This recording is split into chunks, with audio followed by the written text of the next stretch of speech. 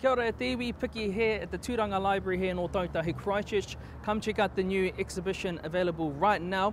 I tēnei wā tonu nei, ki ana whakaata mai te Kūkūwai, ngā taonga tuku iho o Ngāi Tahu. Let's go meet Matakiwi.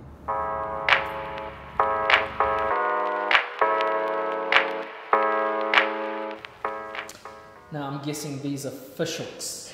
Well done. Yes, they are. They're known as matau.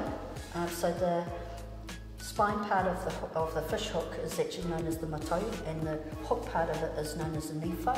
The interesting thing about these matau is that our tikanga would find a young sapling that they believe would be ideal for it, usually of hardwood, and then they would shape it and grow it into the shape and shapes.